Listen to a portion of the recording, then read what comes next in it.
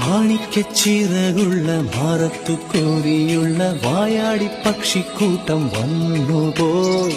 കാടുന്നു കാണാനായി കൂറുന്നു കൂട്ടാനായി ആകാശപ്പുഴ നീവി കുതിച്ചുപോയി. കണ്ടു മലനിര